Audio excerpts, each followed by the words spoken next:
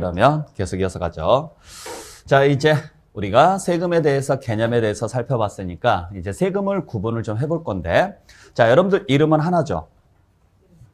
여러 개요? 이름 하나죠? 근데 여러분들을 부르는 호칭은 여러 개죠? 그죠? 누가 나를 부르느냐에 따라서 호칭이 달라지잖아요. 자, 세금도 마찬가지입니다. 세금의 이름은 하나지만 그 세금을 부르는 호칭이 기준에 따라서 여러 가지로 나누어지는데 그 여러 가지 내용 중에서 몇 가지 좀 살펴볼게요. 첫 번째, 과세 주체가 누구냐에 따라서 우리는 두 가지로 나누어지는데 국가가 부과하는 세금을 국세, 지방자치단체가 부과하는 세금을 지방세라고 합니다. 아시겠어요? 그래서 현재 국세가 총 13개가 있고 지방세가 11개가 있는데 다 외울 필요는 없어요. 여러분들께서 아셔야 될 것은 우리가 배울 5개의 세금만 기억을 좀 해주시면 되죠. 자, 그중에서 우리가 배울 5개의 세금 중에서 지방세는 취득세부터 재산세까지 3개입니다. 그래서 취득세, 등록면허세, 재산세까지가 전부 다 뭐에 해당하는 세금이다? 지방세에 해당하는 세금이고, 그 다음에 종합부동산세하고 소득세는 국세에 해당합니다. 네. 뭐 우리 시험 범위에서는 나오지는 않아요. 국세, 지방세를 구분 못 하시는 분들은 이제 거의 없으니까. 그래서 그냥 참고로 여러분께서 알고 계시면 돼요. 아시겠어요? 자, 근데 이제 여기에서 문제가 생기는 게 하나 있어요. 무슨 문제가 생기느냐면, 자, 국세는 누가 징수하는 세금이다?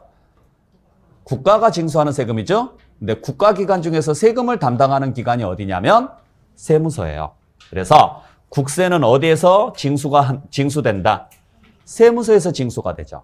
그러니까 주의하셔야 될 것은 세무서가 모든 세금을 담당한다라고 생각을 하시면 안 돼요. 자, 그렇다면 문제는 지방세는 어디에서 징수가 되느냐? 지자체에서 징수를 한다고요. 근데 우리나라 지방자치단체가 총 몇 개가 있느냐면 6개가 있어요. 그러니까 지방자치단체가 무슨 말인지는 아시겠어요? 지방자치단체, 글자 그대로 지방자치단체입니다. 글자 그대로 지방 중에서 뭐가 가능한 곳이에요? 자치권이 있는 곳이에요. 그러니까 스스로 통치할 수 있는 그런 단체들. 그러니까 권력을 누구한테 부여받아야 돼요? 국민한테 부여받아야죠. 중앙정부로부터 임명받는 게 아니고. 그죠?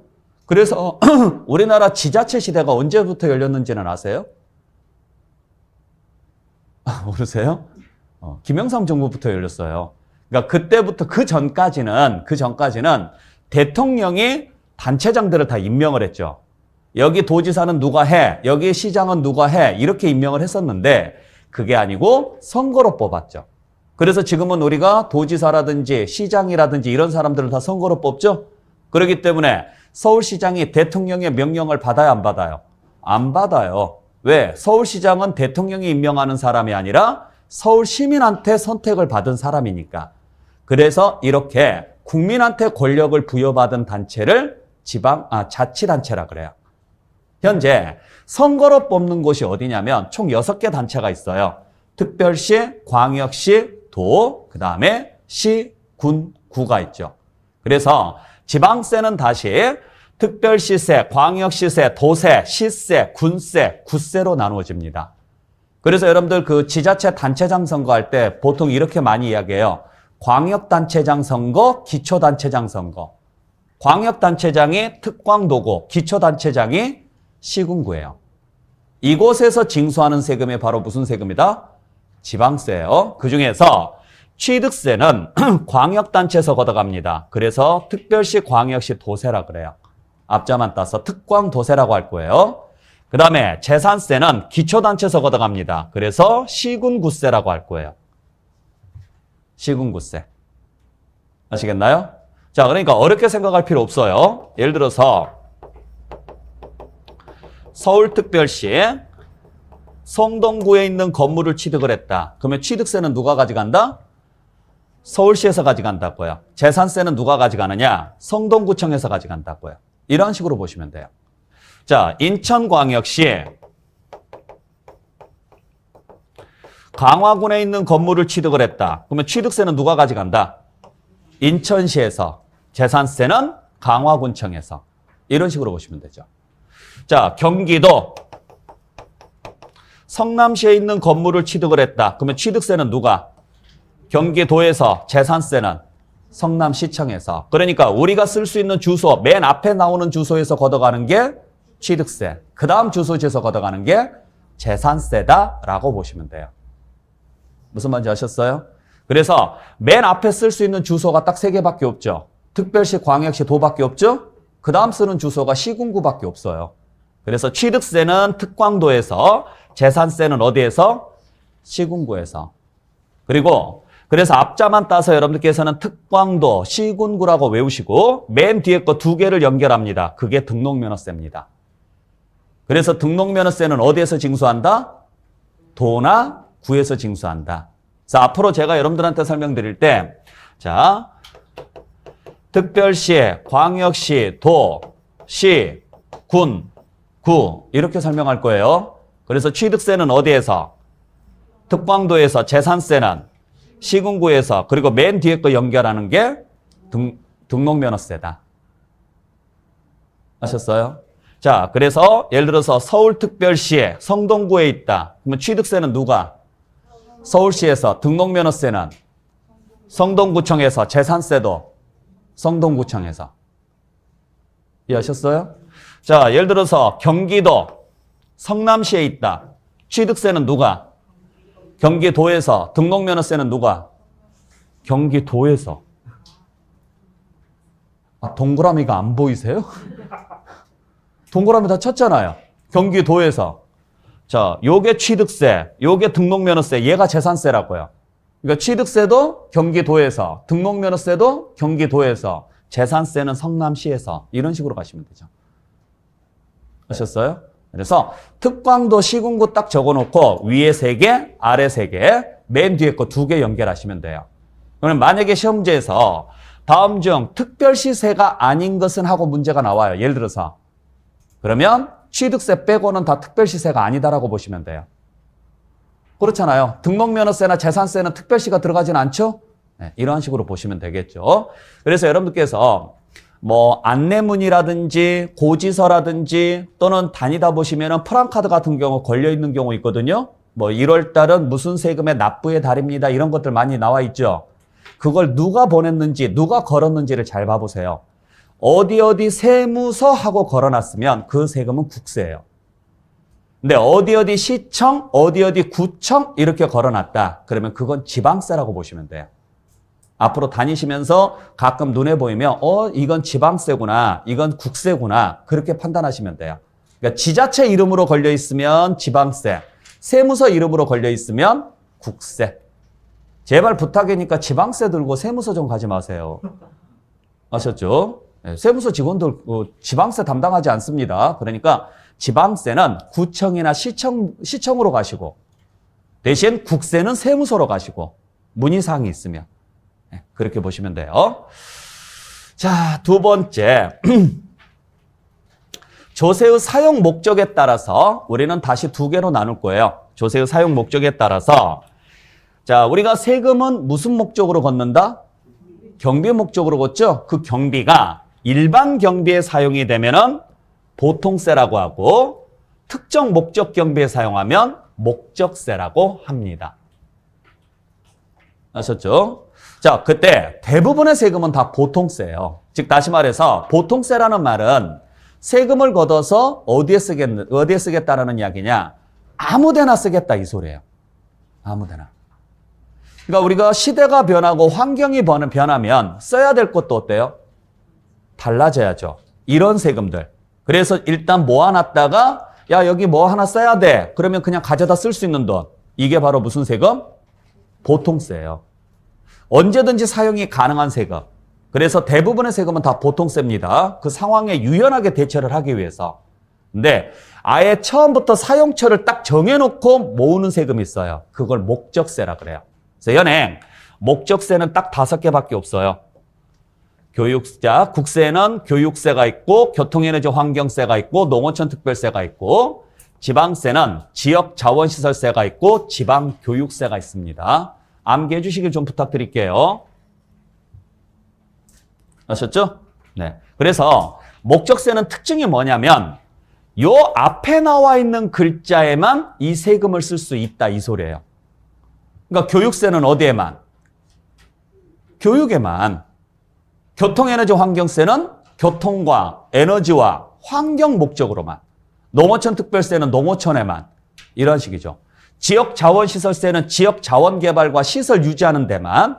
지방교육세는 지방교육발전에만. 이런 데만 쓰겠다 이야기예요.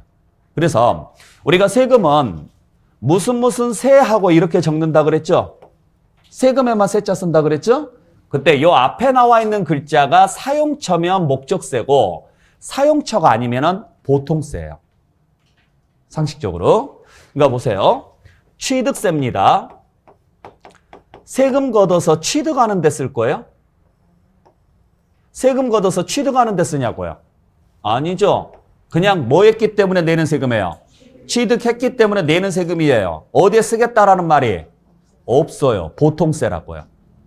상속세입니다. 세금 걷어서 죽이는 데 쓸 거예요? 아니라고요. 그죠? 상속이 됐기 때문에 내는 세금이죠. 그러니까 사용처가 없죠. 보통세라고요.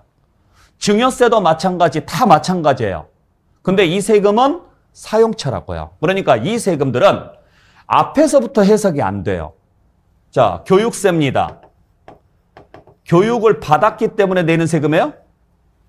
말이 안 되죠. 우리나라는 의무교육이니까. 그러니까 교육을 받았기 때문에 내는 세금이 아니라 세금 걷어서 교육 발전에 쓰겠다. 이런 이야기죠. 이해되셨죠? 그래서 해석을 딱 해보시면 아, 얘는 이 용도로만 쓰는 돈이구나 라는 게 답이 떨어져요. 잘 기억을 해주시기 바랍니다. 그래서 나중에 가서 앞자만 따서 국세 같은 경우는 교교농이라고 외울 거예요. 앞자만 따서 교자 들어가는 거하고 농자 들어가는 게 이거밖에 없어요. 대신 지방세는 지지라고 외우긴 할 건데 그 지지가 뭔지는 아셔야 돼요. 아셨죠? 왜냐면 지자 들어가는 게 이거 말고도 몇 개 더 있어요. 뭐 지방소득세도 있고 지방소비세도 있고 이건 목적세가 아니거든요. 잘 기억을 좀 하시길 바랍니다. 자, 그 다음에 세 번째, 조세의 전가 유무에 따라서 다시 우리는 직접세와 간접세로 구분하는데 이건 그냥 모르셔도 돼요. 시험제는 안 나와요. 그냥 내가 직접 내면은 직접세고 간접적으로 내면은 간접세다. 그냥 그 정도만 알고 계시면 됩니다. 아셨어요? 자, 그래서 다시 한번 정리해보죠. 자, 우리가 배울 5개의 세금은 전부 다 보통세입니다. 그리고 전부 다 직접세입니다. 아셨죠? 그러니까 우리가 배우는 세금은 다 무슨 용도로 쓴다? 일반 경비 용도로 쓰는 돈들이고 우리가 배우는 세금은 다 내가 직접 내는 세금이다. 그 정도만 정리해 주시면 되죠. 아시겠죠? 그래서 우리가 배우는 세금 중에서는 목적세가 없기 때문에 목적세는 따로 외워주셔야 돼요. 교육세, 교통에너지 환경세, 농어촌 특별세, 지역자원시설세, 지방교육세 이렇게 해서 따로 정리를 좀 해주시길 부탁드릴게요. 자, 그 다음에 네 번째, 조세의 귀속에 따라서 또 과세표준에 따라서 우리가 분류를 좀 해볼 건데 자, 여기서부터는 잘 보셔야 돼요. 자, 우리가 세금은 어떻게 계산하느냐면 과세표준이라는 것에다가 세율을 곱해서 계산을 합니다. 그러니까 과세표준이라는 말이 무슨 말인지는 아시겠어요? 글자 그대로 해석하세요. 글자 그대로. 과세가 되는 금액의 표준값이라고요. 그러니까 세금을 부과를 하려면 얼마까지 부과를 할까요? 라는 범위가 있어야 돼요? 없어야 돼요? 있어야죠. 그게 과세 표준이에요. 아셨죠? 그리고 거기에 일정한 비율을 곱해요. 그걸 뭐라 그래요? 세율이라 그래요. 이자였으면 이자율이라고 했겠죠. 세금이니까 세자를 붙여서 뭐라고 하는 거예요? 세율이라 그래요. 그래서 과세가 되는 금액에다가 일정한 비율을 곱해서 나온 금액을 세금이라고 하는데 그 세금을 세액이라고 하죠. 세액. 자, 그래서 우리가 세금은 뭐에다가 뭘 곱해서 계산한다? 과세 표준이라는 것에다가 세율을 곱해서 계산을 합니다. 아셨죠? 꼭 기억을 해주셔야 되는데 그때 과세 표준을 표시하는 방법에 따라서 두 가지로 나눠요. 가운데 글자만 보시면 돼요. 가액으로 표시하면 종가세, 수량으로 표시하면 종량세. 세율도 표시 방법에 따라서 비율로 표시하면 정율세, 금액으로 표시하면 정액세라 그래요. 외울 필요 없습니다. 그냥 만약에 문제에서 혹시라도 나오면, 지금까지 나온 적은 없어요. 혹시라도 나오면 가운데 글자만 보시면 돼요. 그래서 대부분의 세금은 종가세, 정률세 구조로 돼 있고 일부 세금에 대해서만 종량세, 정액세 구조로 돼 있는데 우리가 종량세로 가는 경우는 가장 대표적인 게 자동차세예요. 그러니까 여러분들 자동차세 뭘로 계산하는지는 아시죠? cc로 계산해요. 배기량. 아셨어요? 그래서 cc당 얼마 이런 식으로 돼 있다고요. 자, 그게 종량세고 거의 대부분은 가액으로 계산을 해요. 그래서 부동산 가액의 몇 프로 이런 식으로 간다고요. 자, 그 정도만 보시면 되고 자, 중요한 것은 이제 이 내용입니다. 적용 방법이 중요한데 자, 과세 표준의 범위를 잡을 때 물건 중심으로 잡으면 물세라고 하고 사람 중심으로 잡으면 인세라고 합니다. 그리고 세율을 적용을 할 때 고정된 세율을 적용하면 비례세라고 하고 점진적으로 늘어나는 세율을 적용하면 누진세라 그래요.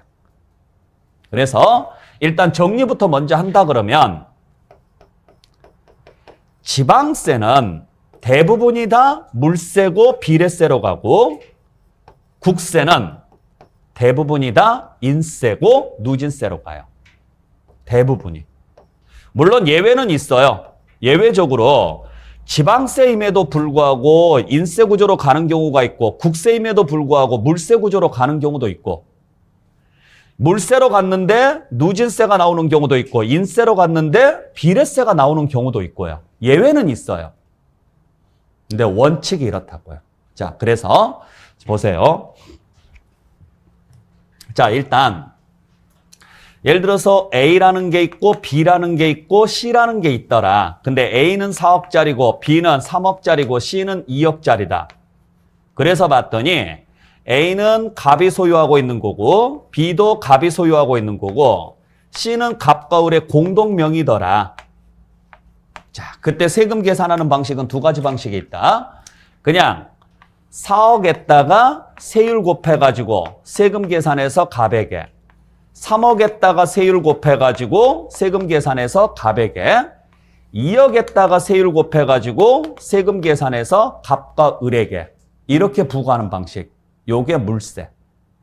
뭐 별로 계산했느냐? 물건 하나씩 따로따로. 그러지 맙시다. 그러지 말고 누구 건지를 봅시다. 봤더니 갑과 을의 거네요. 그러면 갑의 걸 다 묶어요. 갑의 걸 다 묶어봤더니 A하고 B하고 C의 절반이죠? 그러니까 총 8억이네요. 을의 걸 봤더니 C의 절반이니까 1억입니다. 그래서 8억에다가 세율 곱해가지고 세금 계산하고 1억에다가 세율 곱해가지고 세금 계산하는 방식. 요게 인세. 구분할 수 있겠어요? 자, 그래서 사람 보고 계산하면은 인세. 결국 한 사람이 여러 개를 가지고 있으면 모두 뭐 하십시오? 합산하십시오. 한 사람이, 하나의 물건이 두 사람 이상이 공동으로 소유하고 있으면 뭐 하시고? 나누시고. 이게 인세 방식. 누구 건지에 관계없이 물건 하나씩 계산하는 방식이 물세 방식. 그때 지방세는 다 이렇게 계산한다고요. 지방세는. 왜 지방세는 이런 식으로 계산을 하느냐면 지방세는 누가 징수하는 세금이에요? 지자체가 징수하는 세금이에요. 근데 서울, 대전, 대구에가 있다. 근데 이걸 합쳐버리면 지자체별로 다시 또 나눠야 되죠? 그게 귀찮아서 물건 하나씩 계산해서 그 지역에서 가져가는 거예요. 근데 국세는 누가 징수하는 세금이에요? 국가에서. 그러니까 지역이 의미가 없죠? 그래서 사람 보고 계산하는 거예요. 지역이 의미가 없으니까. 기본 틀이 이래요. 아셨죠? 자, 그러면 잘 생각해 보세요. 취득세는 국세다, 지방세다? 지방세입니다. 내가 오늘 아파트 2개를 취득을 했어요. 그러면 2개 합쳐서 취득세 내요? 따로따로 취득세 내요? 따로따로 내라고요. 내가 오늘 아파트를 2개를 다 팔았어요. 그럼 뭘 내야 돼요? 소득세를 내야 돼요. 근데 소득세는 국세다, 지방세다? 국세입니다. 그러면 2개 따로따로 소득세 낸다, 합쳐서 낸다? 합쳐서 내라고요. 소득세는. 그러니까 세금 계산 방식이 완전히 달라지는 거예요. 무슨 말인지 아셨죠? 자, 그래서 여러분들이 꼭 확인을 좀 해주셔야 되는데, 자, 그럼 보죠. 다시 한번 정리를 좀 해볼게요. 자, 다시 한번 정리를 해보면 취득세나 등록면허세나 재산세는 지방세입니다. 지방세니까 뭐가 원칙이다? 물세가 원칙이라고요. 물건별로 계산하는 게 원칙이라고요. 그에 반해서 종합부동산세하고 자, 종합부동산세하고 소득세는요. 국세죠? 국세니까 뭐별로 계산하는 게 원칙이고요. 인별로 계산하는 게 원칙이라고요. 인별로. 그래서 우리가 시험지에 잘 나오는 내용이 어디 부분에서 잘 나오느냐면 재산세하고 종부세에서 많이 나와요. 그러니까 재산세나 종합부동산세는 둘 다 공통점이 뭐예요? 보유 단계에서 내는 세금이거든요. 그러니까 재산을 가지고 있으면서 내는 세금인데 하나는 뭐별로 계산하고 물건별로 계산하고 하나는 인별로 계산한다는 이야기예요. 그러니까 계산 방식이 완전히 달라지는 거죠. 참고로 주택을 소유하고 있게 되면 종합부동산세를 냅니다. 그때 얼마를 넘으면 종부세를 내는지 아세요? 주택을 가지고 있으면 9억이에요. 9억이 넘어가면 종합부동산세를 내요. 이번에 지금 개정이 돼서 12월 23일자로 개정이 돼서 아마 뉴스에서 많이 나왔을 거예요. 원래 6억이었는데 9억으로 상향 조정됐어요. 1주택자에 한해서만 11억에서 12억으로 상향 조정됐고요. 1주택자만. 네. 자, 그러면 뭐죠? 예를 들어서 갑이라는 사람이 A주택하고 B주택을 소유하고 있더라. A주택하고 B주택을 소유하고 있는데 항상 주택을 소유하고 있게 되면은 1차적으로 무슨 세금을 먼저 내셔야 되느냐면 재산세를 먼저 내야 돼요. 그리고 그 재산세를 낸 사람 중에서 9억이 넘어가게 되면 종합부동산세를 다시 한번 내요. 좀 줄여서 쓸게요. 종합부동산세를 다시 한번 내요. 그래서 항상 기억을 하셔야 돼요. 종합부동산세는 누가 내는 세금이냐면 재산세를 내는 사람 중에서 일부가 내요. 근데 A주택이 7억이고 B주택이 8억이라고 가정을 할게요. 예를 들어서 그러면 일단 재산세를 먼저 내야 되는데 재산세는 7억에 대한 재산세, 8억에 대한 재산세 이렇게 계산할까? 아니면 15억에 대한 재산세로 계산할까? 재산세는 따로따로 계산한다고요. 왜? 지방세니까. 그러니까 7억에 대해서 세율 곱해가지고 재산세 하나 계산하고 8억에 대해서 세율 곱해가지고 재산세 하나 계산을 해서 두 장의 고지서가 온다고요. 무슨 말인지 아시겠어요? 그래서 이런 식으로 계산을 해서 고지서가 옵니다. 자, 문제는 이렇게 주택을 가지고 있는 갑이라는 사람이 있는데 이 사람한테 종합부동산세가 나온다 안 나온다? 나온다고요. 그러니까 눈 씻고 찾아봐도 9억이 넘는 집이 없죠? 물건을 볼 게 아니라 뭘 봐야 돼요? 사람을 봐야죠. 그러니까 이 사람이 가지고 있는 집이 토탈에서 얼마? 15억이니까 9억이 넘는 금액인 6억에 대해서 세금 부과하라고요. 이렇게 가는 거죠. 무슨 말인지 아시겠어요? 그러니까 시험지에 나올 때 한 사람이 2개 이상의 주택을 소유하고 있다 이런 식으로 문제를 줘요.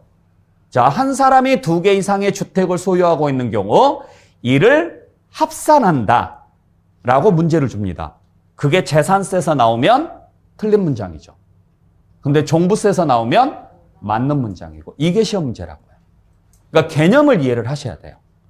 그러면 갑이라는 사람이 이 주택에 대해서 재산세는 못 피해요. 그죠? 종부세를 안 내려면 어떻게 해야 돼요? 이 주택에 대해서 종부세를 안 내려면 그렇죠. 공동명의를 하면 되죠. 왜? 종부세는 뭐별로 계산한다라는 것을 생각을 해야 돼요. 인별로. 그러면 공동명의로 가지고 있다. 예를 들어서 부부 공동명의로 가지고 있다.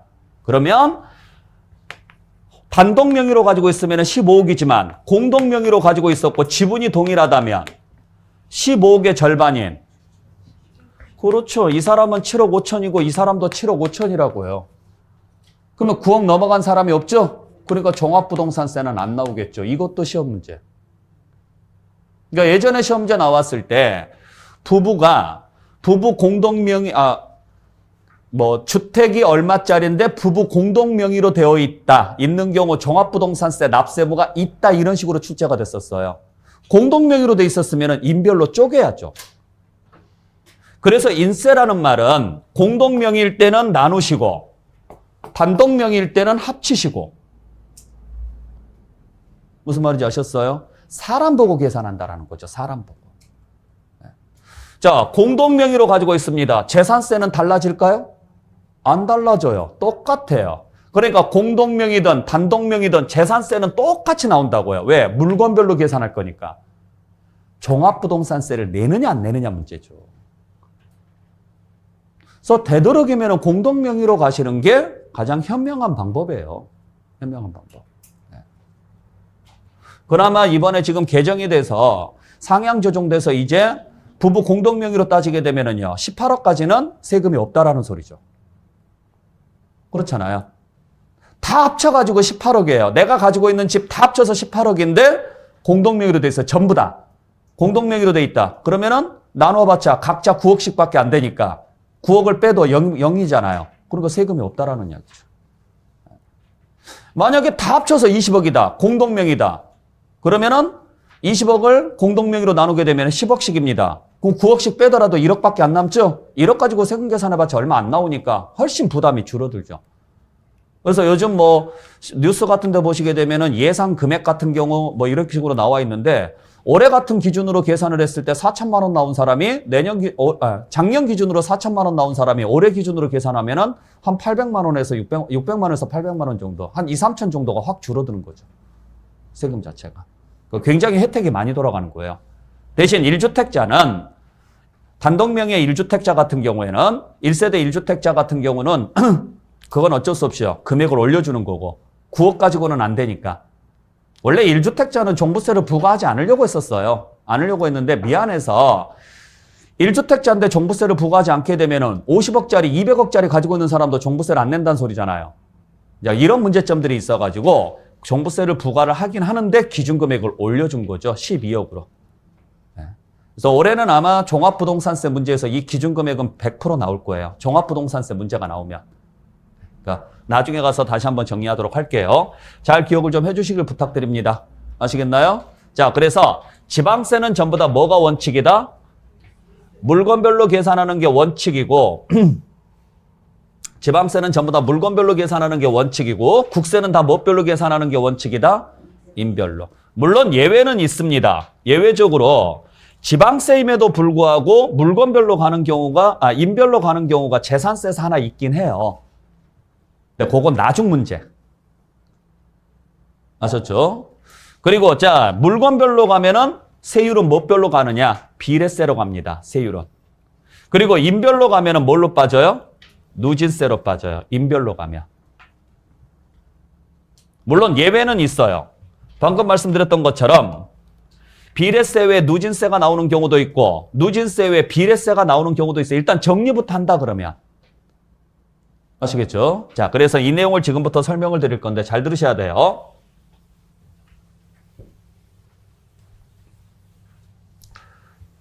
자, 우리가 취득세 같은 경우는 어떻게 계산하느냐면 과세 표준에다가 4%를 곱해서 계산을 합니다. 요게 뭐예요? 세율이에요. 이게. 아시겠어요? 자, 이게 세율인데 뭘로 표시돼 있어요? 금액으로 표시돼 있다, 비율로 표시돼 있다. 자, 비율로 표시돼 있죠? 비율로 표시돼 있으니까 무슨 세? 정율세라고요. 비율. 아셨죠? 두 번째, 변한다, 안 변한다? 안 변하죠. 이게 지금 변해요? 얘가 1억이어도 몇 프로? 4%. 10억이어도 몇 프로? 4%. 100억이어도 4%. 변하지 않죠? 이렇게 변하지 않는 세율을 비례세 이렇게 가요. 그래서 취득세는 정률세 구조이면서 비례세 구조입니다. 이런 식으로 갑니다. 자, 그 다음에 소득세로 가면 소득세는 어떻게 계산하느냐면 과세 표준이라는 것에다가 6에서 45% 세율을 곱해서 계산한다. 이렇게 돼 있어요. 요게 세율이에요. 자, 그러면 일단 비율로 표시돼 있다, 금액으로 표시돼 있다. 비율로 표시돼 있으니까 정률세. 두 번째, 세율이 변한다, 안 변한다? 변한다. 변해서 늘어난다. 그래서 누진세라고 하죠. 아시겠어요? 나중에 등록면허세 가면 건당 6,000원이라는 게 나와요. 등록면허세 가면. 요게 세율이에요, 이게. 비율로 표시돼 있다, 금액으로 표시돼 있다. 금액으로 표시돼 있으니까 정액세. 금액으로 표시돼 있다 그래서. 변한다, 안 변한다? 안 변하죠. 6,000원이라는 금액이 변하지는 않죠? 여기가 변하는 거죠? 그러니까 한 건이어도 얼마? 6,000원. 두 건이어도 6,000원. 세 건이어도 6,000원을 곱하라고요. 여기가 변하는 거라고, 여기가. 그러니까 변하지 않으니까 무슨 세? 비례세. 이런 식으로 가는 거죠. 어려울 거 없죠? 어려워요? 그러지 마세요. 아셨죠? 네. 자, 그때 여러분들이 지금 잘 보셔야 될 게 우리가 비례세는 되게 단순한 거죠. 비례세는 되게 단순한 건데 누진세는 좀 복잡해요. 누진세는 좀 복잡한데 자, 여기서 우리가 하나 생각을 해봐야 될 게 세금은 복잡해야 될까? 단순해야 될까? 단순해야 돼요. 왜? 왜 단순해야 될까요? 세금은. 일반 국민이 내니까 그래요. 전문가가 내는 게 아니에요. 여러분들이 내는 게 세금이라고요. 그러면 세법을 전공한 사람도 내지만 세법을 전공하지 않은 사람도 내야죠? 그러려면 고등교육까지 받은 사람이면 누구나 다 낼 수 있는, 솔직히 말해서 초등교육을 받은 사람은 누구나 다 낼 수 있는 그런 수준으로 만들어놔야 된다고요. 아셨어요? 그러면 비례세하고 누진세 중에서 어느 게 더 쉬워요? 그렇죠. 그래서 원래 비례세가 원칙이에요. 원래가 단순하게 가자라는 거죠. 근데 비례세의 단점이 하나 있어요. 비례세의 단점이 뭐냐면 소득 재분배가 안 된다라는 문제점이 생겨요. 그걸 보완하기 위해서 만들어 놓은 게 누진세입니다.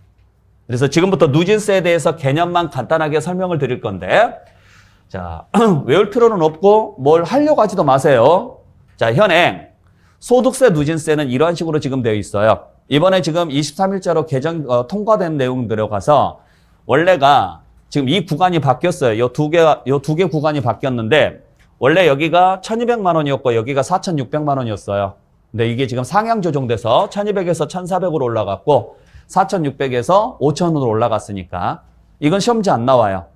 그냥 바뀌었다라고만 알고 계시면 돼요. 세율이 바뀌거나 그러지는 않았으니까. 자, 그러면 이 내용을 간단하게 설명을 좀 드릴게요. 자, 현행 소득세는 이런 식으로 돼 있습니다.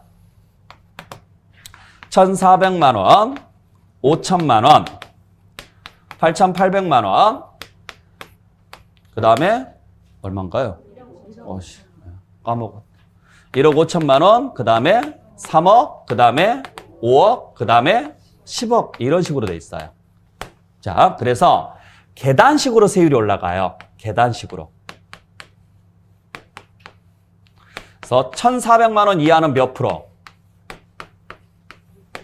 6%, 그 다음 15%, 그 다음 24%, 그 다음 35%, 그 다음 38%, 그 다음 40%, 그 다음 42%, 그 다음 45% 이런 식으로 돼 있다고요. 세율 구조가. 자, 그래서 가장 낮은 세율이 몇 프로? 6%. 가장 높은 세율이 몇 프로? 45%. 몇 칸? 몇 칸? 8칸. 그래서 8단계. 초과 누진세입니다. 이런 식으로 표현을 하는 거죠. 8단계 초과 누진세입니다. 아셨어요? 자, 이 표현 자체를 아시겠어요? 그러니까 6에서 45% 8단계 초과 누진세다. 몇 칸으로 쪼개라? 8칸으로 쪼개서 제일 낮은 것은 몇 프로고 6%고 제일 높은 것은 45%다. 그러면 앞으로 제가 여러분들한테 자 0.2에서 0.5%까지 3단계 누진세로 되어 있습니다 라고 설명을 드리면 무슨 말인지 이해하시겠어요? 몇 칸으로 쪼개라? 3칸으로 쪼개서 제일 낮은 게 0.이고 제일 높은 게 0.5입니다. 이런 이야기라고요. 앞으로 제가 설명을 드리면 계산하라고는 문제 안 나오니까 신경 안 쓰셔도 되고요. 아셨죠? 자, 그때 누진세 구조는 어떤 식으로 가느냐면 계단식으로 올라가는 거예요. 대신 점프하시면 안 되고. 아셨어요? 그러니까 1,400만 원 이하면 그냥 몇 프로만 적용하시면 돼요. 6%만 적용하시면 되는데 1,400만 원, 5천만 원 이하다. 즉 두 번째 칸에 들어갔다. 그러면 두 번 계산하시라고요. 세 번째 칸에 들어가 있으면 세 번 계산하시고 이런 식으로 가라는 이야기죠. 그러니까 예를 들어서 2천만 원이다.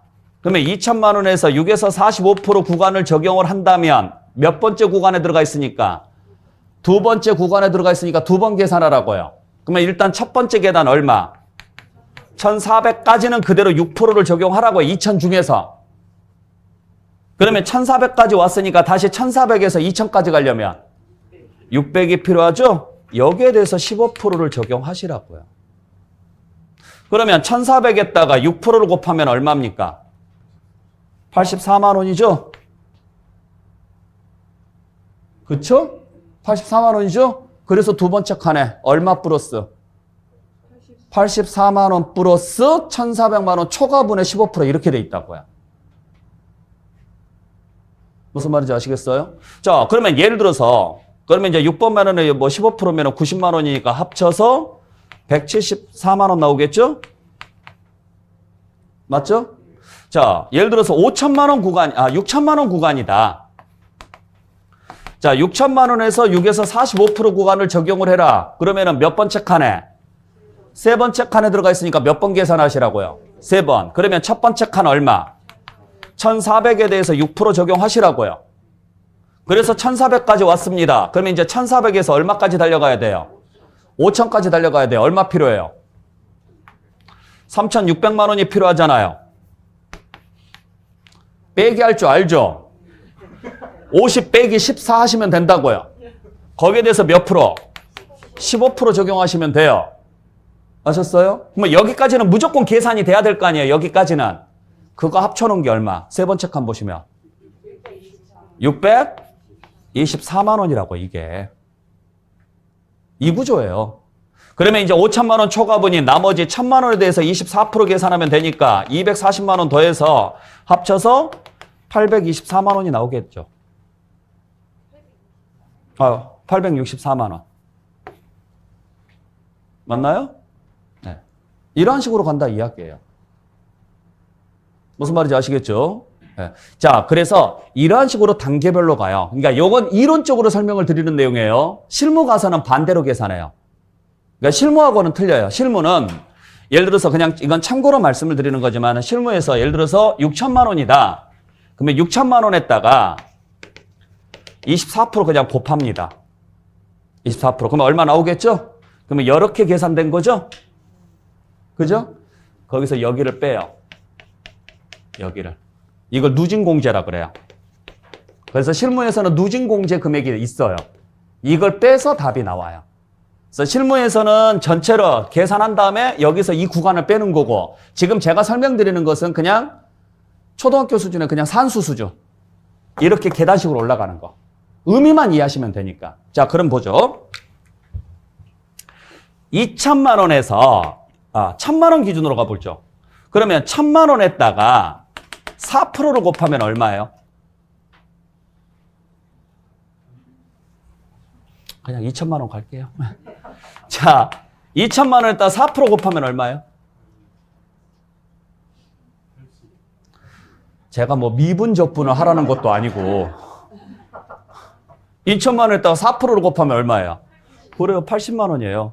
자, 6천만 원에다가 4%를 곱하면 240만 원 나오죠. 됐어요?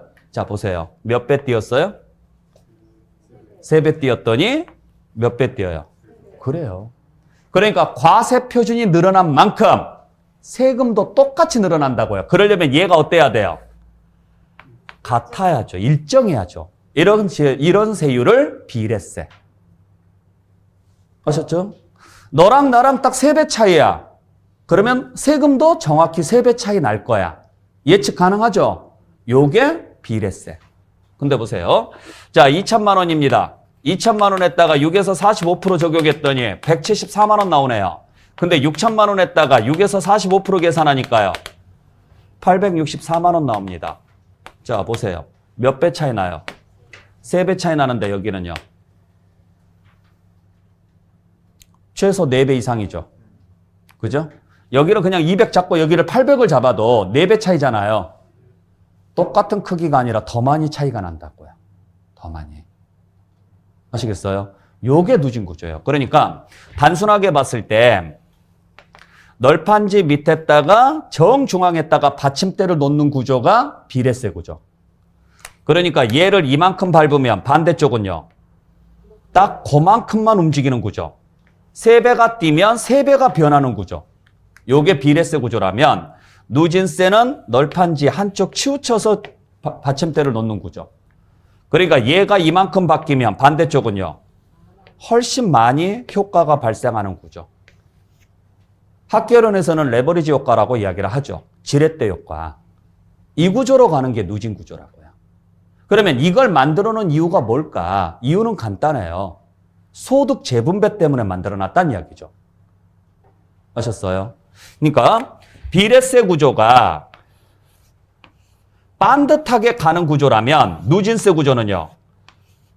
대각선으로 가는 구조라고요. 그러니까 얘가 지금 대각선으로 올라가는 구조가 되는 거죠. 아셨어요? 자, 똑같은 크기의 네모라면 이 크기하고 이 크기가 같아요, 달라요? 똑같은 크기의 네모라면 같다고요. 같아요.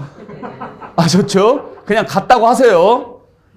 컵에다가 정확히 절반의 물을 따라서 반드시 놓으면 이 크기가 되지만 흐르지 않게끔만 딱 기울이면 이 모양이 돼요. 아셨어요? 결국 비례세로 걷든 누진세로 걷든 결과값은 어떨 것이다? 똑같을 거라고요. 그런데 왜 비례세가 아닌 누진세 방식을 쓰느냐? 왜 이렇게 복잡한 방식을 쓰느냐? 비례세 단점 때문에 그렇다. 비례세는 없는 사람도 이만큼, 있는 사람도 이만큼 내야 되니까. 숫자적으로는 동일한 것처럼 보이지만 체감적으로는 없는 사람한테 이 금액은 목숨값이라고요. 그죠? 한 달 생활비가 10,000원인 사람한테 10%인 1,000원은 목숨값이에요. 한 달 생활비가 20억인 사람한테 10%인 2억은요. 그냥 없어도 되는 돈이고 안 죽어요. 20억 중에서 2억을 뺀 18억 가지고 한 달을 생활할 수 있어요, 없어요? 안 살아봐서 모르겠어요? 할 수 있어요. 그죠? 근데 10,000원 중에서 1,000원을 빼면은 진짜 목숨값이에요. 그러면은 사람들이 야, 너도 10%고 너도 10%니까 억울할 거 없잖아. 이렇게 이야기하면 이 사람은 용납이 안 되는 소리라고요. 이걸 해결하는 방법이 이 방법이죠. 그러니까 있는 사람이 뭐 해주라고요? 조금 더 내주라고요. 20억 가진 사람이 2억을 내지 말고 3억을 내주시라고요. 그러면 없는 사람이 조금 덜 내도 되니까. 그죠? 이 사람이 더 내줬으니까 이 사람이 조금 덜 내도 되죠? 그래서 서로 돕고 살자고요. 그러니까 소득세 구조가 그런 구조가 되죠. 원칙적으로 보면 이렇게 가야 돼요. 이렇게 내야 되는데 이 구간, 일정 구간이 넘어가는 사람이 더 내주겠다고요. 돈 많이 벌었으니까. 그러면은 그 구간이 안 된 사람이 덜 내도 되지 않느냐. 이 구조죠. 돕고 삽시다. 아니 같이 살아야 뭐 먹고 살든지 재미를 붙이든지 할 건데 나만 잘 산다고 해서 될 건 아니지 않습니까? 국가 입장에서 그렇다는 이야기예요. 그래서 이런 제도를 만들어 놓은 거죠. 그러니까 제도 자체는 굉장히 좋은 제도예요. 문제는 내가 이 구간에 들어갔을 때 내 개인적으로는 너무 억울한 거죠. 내가 이 구간에 들어가려고요. 얼마나 노력을 많이 했겠냐고요. 물론 내가 금수저가 아닌 이상, 금수저면은 상관이 없는데 금수저가 아닌 이상 내가 이 구간에 들어가기 위해서 어마어마한 노력을 했겠죠? 남들보다 10시간 덜 자고 남들보다 10시간 더 일을 했을 수도 있단 말이에요. 근데 그 남들보다 더 많이 노력을 해서 이 구간에 들어왔더니 더 내래요. 누구를 위해서? 생판 얼굴도 안 본 사람들을 위해서. 내 가족을 위해서가 아니라 내 가족을 포함을 해서 생판 얼굴도 안 보는 사람들을 위해서 돈을 내라는 거예요. 그러면 그 안 본 사람들 안에는 범죄자도 있을 것이고 나랑 악연을 지는 사람도 있을 거 아니에요. 그 사람들을 위해서 내라는 거예요. 그러니까 짜증이 나는 거죠. 우리가 세금을 낼 때. 그러니까 늘 하는 이야기가 그런 이야기잖아요. 이 세금이라는 게 투명하게 좋은 데 쓰이면 아무 말이 없어요. 솔직히 말하면. 누가 뭐라 그래요? 여러분들이 낸 세금이 정말 투명하게 공정하게 필요한 사람들한테 쓰였다고 생각해 보세요. 돈 많이 벌었어도 나 많이 낼 거야 이런 이야기 하는 사람들 수두룩할 거예요. 근데 그러지 않는 이유는 딱 하나예요. 불투명하게 쓰이니까 그래요. 그게 짜증이 나는 거죠. 그죠? 그러니까 돈이 있어서 행복한 사람도 있고 돈이 없어서 행복한 사람도 있어요. 솔직히 말해서. 뭐 저도 뭐 TV에서 봤는데 그 영화배우 주윤발 같은 경우는 자기 재산의 98%인가를 사회에 환원했죠. 그러니까 자기 재산이 약 8천억 정도 돼요. 근데 사회에 환원한 돈이 7,998억인가 돼요. 2억인가 빼고는 다 환원했어요. 자가용도 없대요. 본인 자가용도 없대요. 그냥 버스 타고 다니고 근데 자기는 그게 행복하대요. 그러니까 그 돈이 내가 번 돈이 아니라 내가 이 세상에 나와서 이 세상에서 살아갈 수 있게끔 모든 사람들이 나를 도와준 돈이다. 내가 이 사람들 때문에 내가 번 돈인데 이 사람들한테 돌려주는 게 맞지 않느냐. 그렇게 사는 게 행복하다. 이렇게 산대요. 저도 깜짝 놀랐어요. 그렇게까지 솔직히 말해서 자녀들을 위해서라도 뭐 8천억이면 7천억 내놓고 1천억은 남겨도 되잖아. 솔직히 7천억을 기부를 해도 정말 잘했다고 박수를 칠 거예요. 근데 정말 2억인가 빼놓고는 다 기부를 했대요. 그렇게 사는 사람도 있어요. 물론 근데 그런 사람은 아주 일부 예외고 솔직히 말해서 여기에 들어가면 억울한 거죠. 그러니까 사람들이 되도록이면 나 차라리 이렇게 안 할 거야. 왜? 죽으라고 벌었더니 더 내래요. 나 이거 안 벌어. 나 그냥 조금만 벌 거야. 그리고 나는 혜택을 받을래. 이렇게 가는 사람들도 많아요. 솔직히 말해서. 왜? 그렇게 열심히 남들보다 10시간 더 일해서 벌었더니 10시간 중에서 4시간치는요. 세금으로 다 나가요. 나 차라리 세금 안 낼 테니까 4시간 일 덜 하겠다고요. 그 시간에 나 자겠다고. 이렇게 하는 사람들도 있고. 자, 그래서 누진세 구조가 솔직히 말해서 받아들이는 사람 입장에서는 조금 애매합니다. 자, 그러면 여기서 여러분들이 한 가지 아셔야 될 것은 누진세에 대해서 알아야 될 것은 뭐냐면 특징을 좀 알아야 돼요. 누진세는 양날의 검이에요. 똑같이 노력을 해도 비례세는 딱 그만큼만 움직이지만 누진세는 그보다 더 큰 효과가 발생을 하죠. 그러니까 누진세는 조금만 잘못하면 어마어마한 세금이 쏟아지는 거고 잘만 활용을 하면 엄청나게 절세를 할 수 있는 게 누진세인 거죠. 그러니까 우리 입장에서 바라보면 비례세하고 누진세 중에서 자, 우리 국민들 입장에서는 세금을 많이 내는 게 좋아요? 적게 내는 게 좋아요? 그렇죠. 그 적게 내는 것을 뭐라 그래요? 절세라고 하거든요. 탈세하고는 다르죠. 탈세하고 절세하고 차이점이 뭔지 아세요? 그냥 이건 여담이지만 절세가 있고 탈세가 있고 조세 회피가 있어요.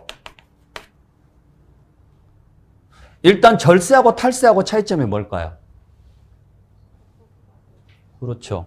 합법이냐 불법이냐예요. 합법적으로 세금을 적게 내는 것을 절세, 불법적으로 세금을 적게 내는 것은 탈세. 저한테 탈세를 물어보지 마세요. 그냥 안 내시면 탈세예요. 그러니까 탈세는 알아서 하시라고요. 대신 잘 도망 다니세요. 아셨죠? 여러분들이 탈세를 했을 때 지금은 안 걸릴지는 몰라도 언젠가는 100% 걸립니다. 세무공무원이 그렇게 만만한 데가 아니에요. 여러분들 잘 아시다시피 우리나라에서 소위 엘리트라고 하는 곳들은 정말 머리가 똑똑한 사람들 있죠. 그 머리가 똑똑한 사람들이 가는 곳이 어딘지 아세요? 진짜 머리가 똑똑한 사람들이 머리 회전이 기가 막히게 카이스트 이런 데 말고 기가 막히게 머리가 잘 돌아가는 사람들이 가는 곳이 어디냐면 금감위, 금융감독위원회. 걔네들 엄청나게 머리 똑똑해요. 숫자 돌아가는 것만 봐도 어디서 뭐가 숫자가 틀렸는지 다 잡아내요. 회계사. 그 많은 장부를 딱 일주일 안에 숫자 다 찾아냅니다. 어디서 숫자 틀렸어? 이거 뭐가 문제 있어? 다 찾아냅니다.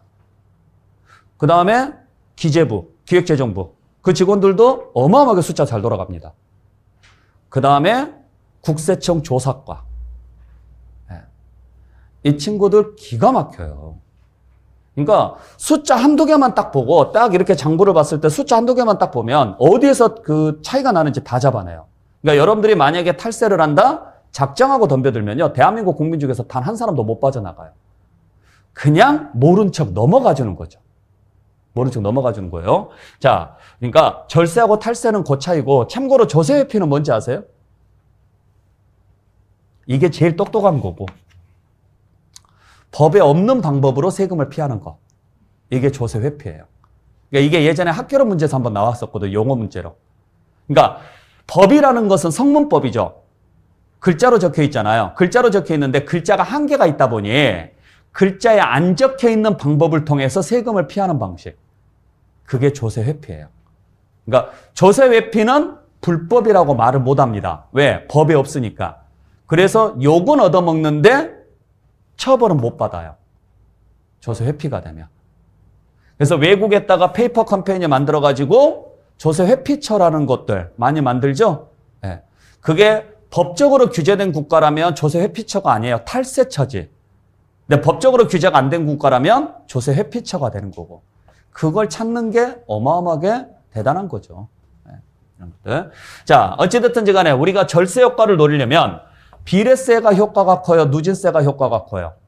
그렇죠. 누진세가 효과가 크죠. 그러니까 뭘 하려고 그래도 비례세로 절세를 할 생각 하지 마시라고요. 그러니까 취득세, 등록면허세, 재산세로 가지고 절세할 생각은 할 필요 없다라는 소리예요. 의미가 없다는 소리예요. 어차피 같은 노력이면 누진세에서 절세를 하시라고요. 누진세에서. 아셨죠? 그래서 누진세는 항상 잘 생각하셔야 돼요.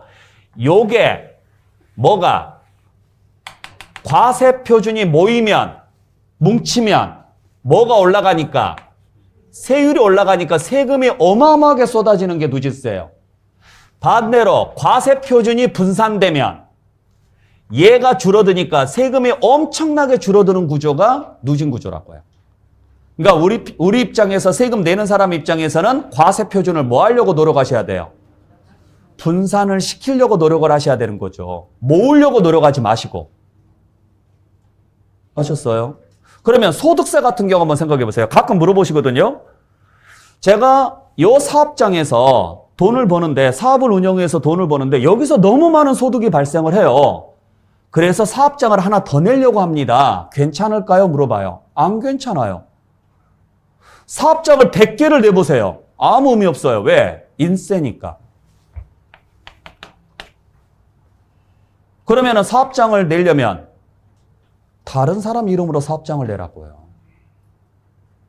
그게 맞죠. 그래야 소득이 분산이 되니까.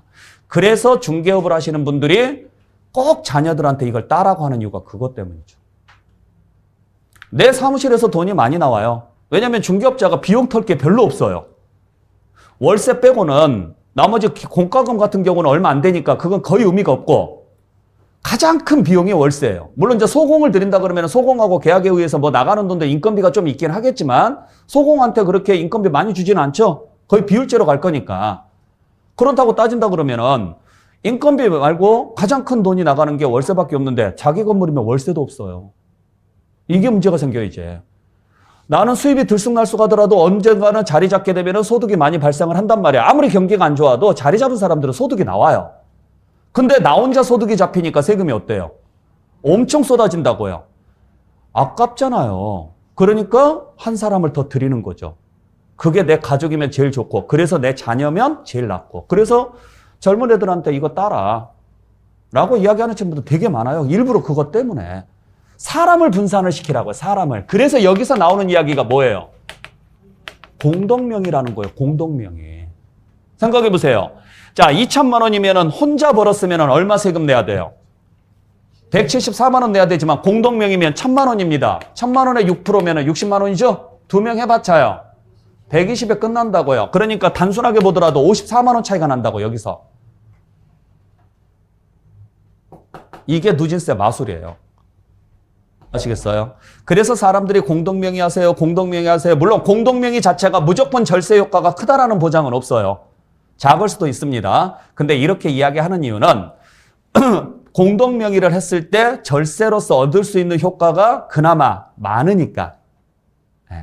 그래서 할 수만 있다면 그렇게 하시는 게 좋습니다. 라고 뉴스라든지 뭐 책자라든지 이런 데 보면은 그런 이야기들이 많이 나와요. 이게 전부 다 어디에서 나오는 이야기냐? 누진세 때문에 나오는 이야기예요. 그러니까 누진세 개념을 정확하게 이해를 하셔야 돼요. 그러면 자, 다시 한번 정리를 한번 해볼게요. 자, 지방세는 다 물세고 비례세가 원칙이고 국세는 인세고 누진세가 원칙이라고 그랬죠? 그러니까 누진세는 왜 만들어놨느냐? 뭐 하자고? 서로 돕고 살자고. 누구끼리? 사람끼리. 돕고 사는 게 사람끼리지 물건끼리 돕고 사는 거 아니잖아요. 그래서 인별로 계산했을 때 누진세라고요. 무슨 말인지 아시겠어요? 물건별로 갈 때는 다 비례세인 거고. 아셨죠? 대신 예외적으로 재산세는 인세 구조가 있으니까 누진세 구조가 같이 따라와요. 그 다음에 종합부동산세나 소득세는 원래 누진세인데 예외적으로 비례세가 있긴 해요. 그러다 보니 전체적인 구조로 살펴봤을 때는 전체적인 구조로 살펴보면 비례세는 다 나옵니다. 누진세는 취득 단계에서는 없다고요. 누진세는. 그래서 만약에 시험 문제에서 다음 중 누진세율이 적용되는 세목으로 옳게 묶인 것은 하고 만약에 이런 식으로 문제가 나왔다. 그러면 취득록세 빼고 다 그냥 동그라미 치시면 돼요. 그러니까 취득세나 등록면허세는 누진 구조가 있다 없다? 아예 없어요. 왜 취득세는 누진 구조가 없느냐면 정부 입장에서는 누진세를 적용하는 게 나을까요? 비례세를 적용하는 게 나을까요? 누진세예요. 왜? 세금을 더 거둘 수 있으니까. 그래서 자, 종합부동산세가 왜 인세고 누진세냐면 기본이 종합부동산세를 만들어 놓은 이유가 뭔지 아세요? 종합부동산세를 만들어 놓은 이유가 뭘까요? 투기근절입니다. 투기라는 말이 무슨 말일까요? 투기라는 말.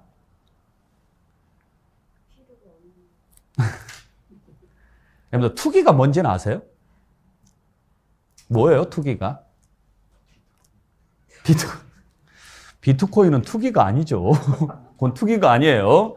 그냥 정상적인 사회 현상입니다. 언젠가는 화폐가 변하기는 해야 돼요.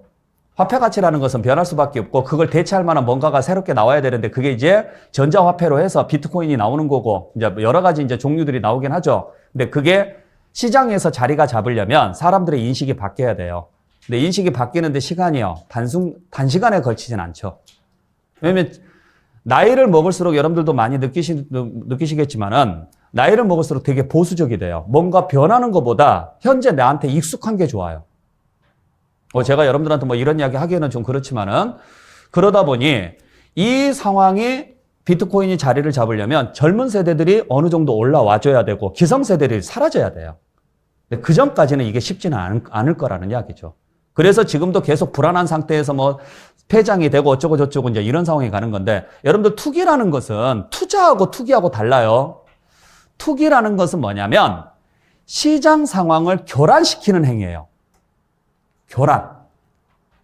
그러니까 시장을 보이지 않는 손, 우리가 흔히 말하는 보이지 않는 손이라고 하죠. 시장 경제를 보이지 않는 손에 의해서 정상적인 경제 메커니즘에 의해서 움직이는 게 아니라 누군가의 조작에 의해서 움직이는 것을 투기라고 그래요. 그 투기의 가장 대표적인 게 독점입니다. 그러니까 독점이라는 것은 조작이 가능하다라는 이야기거든요.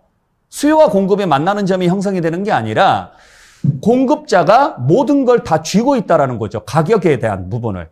그래서 이게 투기가 현상이 발생을 해요. 부동산 투기가 바로 그것 때문이에요. 시장에 나와 있는 물건들을 자금력이 되는 사람들이 몽땅 사가지고 시장에 안 풀어요.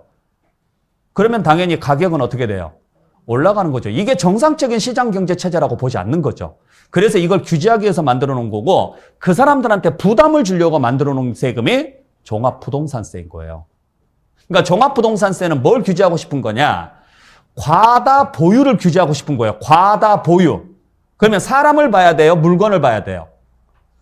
사람을 봐야죠. 누가 몇 개를 가지고 있는지를 봐야죠. 그래서 무슨 구조로 가는 거예요? 인세로 가는 거예요. 그것도 지역별로 봐야 돼요. 전국 단위로 봐야 돼요. 그래요. 전국 단위로 봐야 돼요. 그래서 국세인 거예요. 그래서 많이 가지고 있는 사람일수록 세금 부담을 어때야 돼요? 엄청 많이 지워야 돼요. 그래서 뭐예요? 누진세인 거예요. 왜 종합부동산세가 국세고 인세고 누진세인지 아시겠어요? 이런 식으로 가는 거죠. 네. 그러니까 잘 생각을 하셔야 돼요. 자, 대신 왜 취등록세에는 누진 구조가 없느냐면 이유는 간단해요. 누진세를 적용을 딱 시키려고 보니까 정부 입장에서 누진세를 적용을 시키려고 보니까 사람들이 시장에 진입이 안 돼요. 무서워서. 그러니까 누진세를 적용한다라는 이야기는 두 가지 측면이 있어요. 첫 번째는 소득 재분배라는 측면이 있지만 두 번째는 제재 목적이 있어요. 취득할 때부터 누진세를 적용하면 세금 부담이 많아서 사람들이 취득하는데 부담을 느껴요, 안 느껴요? 느낄 수밖에 없죠. 그래서 아니 시장 자체에 진입을 하지도 못하게끔 하는 것은 이건 말이 안 된다. 왜? 투기할 목적으로 들어오는 건지 정상적인 투자 목적으로 들어오는 건지 알아요, 몰라요? 여러분들이 학원을 등록을 할 때 진짜 공부를 할지 안 할지 알을까요, 모를까요? 여러분들 학원 등록할 때 물어봅니다. 공부할 거예요? 물어보면 여러분들 뭐라고 할 거예요? 봐야 한다 그래요. 그러면 그때 왜 거짓말해요? 라고 말할 수는 없잖아요. 왜? 모르니까. 그래서 언제 하느냐? 지켜봐야 알아요. 지켜보니까 하는 사람이 있고 안 하는 사람이 있고 물론 안 하는 사람 중에서는 개인적인 이유 때문에 못 하는 사람이 있고 본인의 의지에 의해서 안 하는 사람도 있고 그건 지켜봐야 된다고요. 그러니까 이게 투기일지 아닐지는 언제부터 할 수 있어요? 보유부터 할 수 있다고요. 그래서 취득할 때는 건들지 마라 그래서 비례세만 적용하는 거예요. 시장 진입하는 것은 안 맞겠습니다. 진입한 상태에서 지켜볼게요. 지켜봤더니 당신은 투기가 맞습니다. 그때부터는 규제가 들어가겠습니다. 그래서 보유부터 뭐가 나오기 시작해요? 누진세가 나오기 시작해서 나갈 때까지 계속 때려버리는 거죠. 규제가. 무슨 말인지 아셨죠? 네, 잘 기억을 하시길 바랍니다. 자, 그래서 여기까지 정리를 하시고 잠시 쉬었다가 나머지 부분에 대해서 간단하게 정리할게요. 쉬었다 갑니다.